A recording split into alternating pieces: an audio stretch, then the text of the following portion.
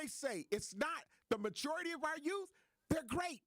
But it's what the damage that the minority group does that makes people put blank stereotypes out. So when we doing wrong, we don't want the white man to call us out, but we don't want us to check us either. So how the hell we going to get to a solution? Bring it on, Black DT.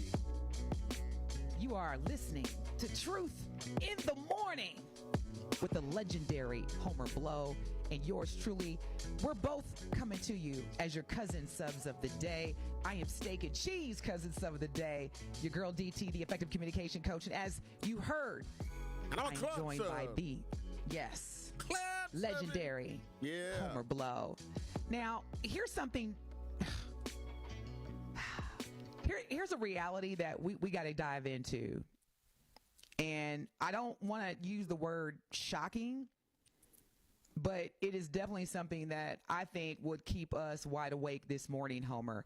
Now, back in 2011, Milwaukee magazine reported that Milwaukee was ranked as one of the worst black unemployment rates in the nation. So at the time, it was 25.6%.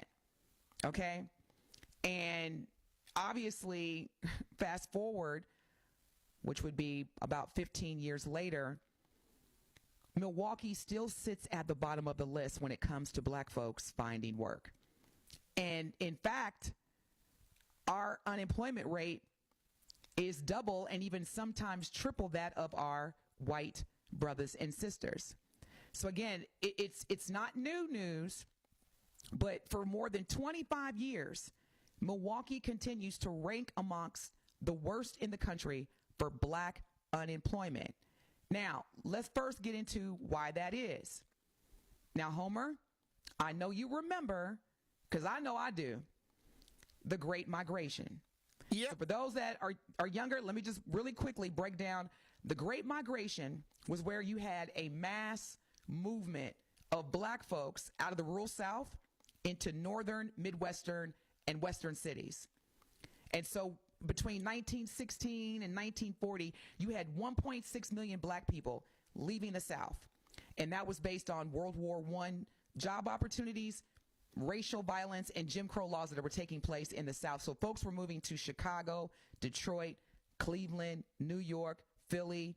Now, the second wave, and this is where 5 million black folks after World War II moved to cities like Gary, Indiana, St. Louis, and yours truly, Milwaukee, based on the industrial jobs. So black folks was working.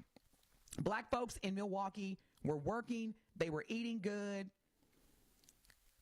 There was economic stability. And now you see a number of these same black folks that were part of the Great Migration relocating back to the South, which is now becoming, Homer, the reverse migration to the South. So let's get into why Milwaukee continues to be one of the worst cities in terms of black unemployment rates. Because in the year of 2025, we are still in the second quarter. Let me just say this. In the second quarter of 2024, Wisconsin's black residents faced an unemployment rate of 5.6%, nearly double the state average of 2.9%. Did you hear that, Brother Blow? Yeah, they ain't gonna like me. Now, nationally, the black unemployment rate was around 6% in the first quarter of last year, which was twice the rate for white workers. Now, the overall Milwaukee metropolitan unemployment rate as of November last year was 3.4. Why we continue to lack in terms of employment in Milwaukee suggests that there is still a significant racial job gap that we are going to have to continue to address, because the black jobless rate in this state remains disproportionately high, and it continues. They ain't gonna like me. They ain't gonna like me. Where we at, Homer? They ain't gonna like me, DT. They ain't gonna like me. Well, I'm gonna go black into the sign of saying that, well, there's some people that gets hired, right?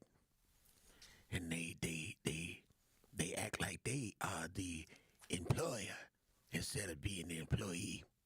And a lot of them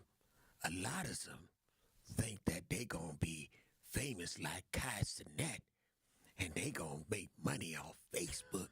They gonna check the comments, CC, and they think that that's gonna get them to where they's gonna be rich.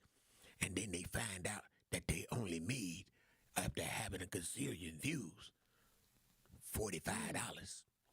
So they looking at trying to be the next internet sensation and putting all kind of little things out there. And another thing, DT, what's happening is that I see a lot of this. Like, I don't like having to go to the restaurant or going anywhere where they have customer service and the person that looked like me, she's a woman now. She's a young girl. And I gotta be heard. I gotta see this. May I help you? May I help you? Wow. You know, I'm just saying, I don't want to see that. Wow. And then they got what they call the crack of their ass, that they wearing these low ride pants and wearing all this inappropriate stuff. Yeah, and they expect that we gonna just keep them in the workforce. They feel like they can talk to their employer any kind of way and say like they the boss, like they owns the company, but they don't owns the company, but they want to act like it. And they'll tell you that I couldn't find my babysitter, but you didn't find out because they called and told you they couldn't find their babysitter. You called them and said, aren't you supposed to be in today? Well, I ain't been able to find my babysitter. So. Homer, don't hold back. Tell us, like, you going in, man. I'm just saying. And some of them it could be, prefer to lay on their ass instead of getting up, going in there, putting in the work. They want us to get paid now. They want us to get paid, but they don't want to get educated. They don't want to really learn about the job. They just feel like y'all need me. I remember right after the pandemic, right? The pandemic happened, and then they was telling people, like, look, the world is hiring. Now, how the hell you not going to find a job when a job that used to pay you just minimum wage, talking about we going to pay you $20 and $25 an hour, there's no way that you should have not been able to find you a job. Other people think they going to get rich doing Uber and Lyft or DoorDash, and they don't care about going into a regular work environment, and they feel like they all going to just get rich off of this internet. And so what you're saying, Homer, they lazy, and they don't want to be called lazy. Right here in metropolitan Milwaukee. Yes. Now, although the general unemployment is down to 3.4% as of November of last year, and even 4.1% by June of this year, that number does not reflect the black jobless crisis. But to your point, or for your perspective, it's because we don't want to work. It's a lot of. That's why the gap remains wide. Is that what you're saying? It's a lot of them. They don't want to work. They go in there, they get their first paycheck, and then you don't see them no more. You hook them up. It makes you feel bad because you done told them, because they say, oh, I need a job. So you're like, okay, I'm going to put in a good word with my people because they are the hiring person here. They in HR, whatever the case may be. And it's like you send them, be like, okay, you call to do a follow-up. Because the person you sent don't follow up with you. And be like, hey, did you ever get an application from such and such? Like, nope, we ain't hear nothing. Well, I dropped them off. Well, I gave them a ride and all of that. So, yeah, some of that is our fault. Because I got to keep this real, too, with you. In addition to the lack of, let's say, ambition, I also want to call out that there is a huge young professional exodus going on. There are a number of young black professionals that are still leaving Milwaukee.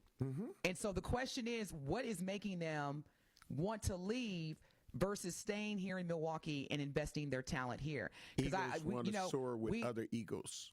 When you are in an environment like this that actually brings you down, like you want to come in, like how we are. We're energetic. You know what I'm saying? We're able to project.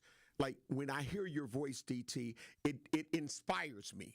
No matter what you're saying, it inspires me. It's like, yeah, you know, it motivates me to say, I can do it. I can do it. Yes. I can get up, get out and do something. Don't let the world just pass you by. Shout out to Outkast. I'm just saying, but that's just real talk. But a lot of people they won't do what they need to do. We gotta get ready to take care of some bills. Okay, because let me just leave with this question when we come back. Because Homer, you talked about a lot of people wanting to make quick money using, technology or social media. So is this truly, and this is a question again for you, Homer, and our valued Truth Nation listeners, is this about individual hustle?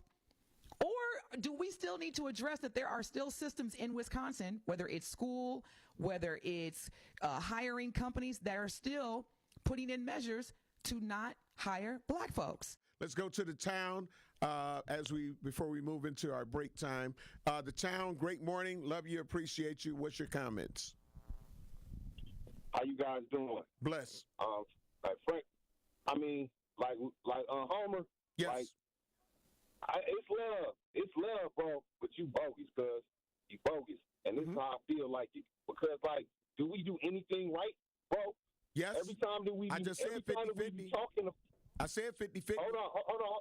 I know. I just said 50-50. Hold on. You said that afterwards. And this is my point. I just want to make my point right fast. Mm-hmm. You know what I'm saying? You talk about the flooding thing. Mm-hmm. You know what I'm saying? It was bogus. The way you be talking, bro, is it's a way to talk to people. Like your co-host said. It's she tried to save you a couple times and be like, oh, hold on now. It's certain situations where you don't got to be going so hard. You be acting like, bro, this is not one of the most segregated towns in America. You act like all the jobs ain't out here in Waukesha and the Sussex and way out where they cut off the bus lines for the kids to go. You act like that they didn't cut off driver's ed for the kids. You know what I'm saying? Now, are there some kids that be messing up when they go into jobs, young kids? Yes. Yes, it is, though. It is, though. But out 50-50, I think that's ridiculous. I think that's a ridiculous number. I think it's more like 25-75. Okay. We can agree to disagree. Yeah, we can agree to disagree. He could have still been there. We can agree to disagree. The reality is I'm a realist. And I'm not, if the shoe don't fit you, don't put the damn shoe on. If the shoe don't fit you, don't put it on. But you're not going to tell me what I'm seeing, what I'm experiencing, because I'm born and raised in Milwaukee. Don't tell me that what I'm seeing is not a reality. Don't tell me that there was a young lady who was recklessly driving and tore a man's leg off on 27th and Center yesterday. And people chose to film it. Him with his leg torn off. I cannot sit and act like those things are not happening. I cannot sit I always talk about what you may not understand is when I say there's a minority group. But I said what they're doing, it affects a majority of people. I always say that. I always say it's not the majority of our youth, they're great. But it's what the damage that the minority group does that makes people put blank stereotypes out. So when we doing wrong, we don't want the white man to call us out, but we don't want us to check us either. So how the hell we going to get to a solution? I'm aware. I'm saying, but how the hell we going to get to a solution? We get to let them keep doing what they doing? I thought we were supposed to teach them. I thought we were supposed to educate them. I thought we were supposed to be the example. So now if you keep doing wrong, these things are going to happen. So we're trying to save you, but you got to help me to help you.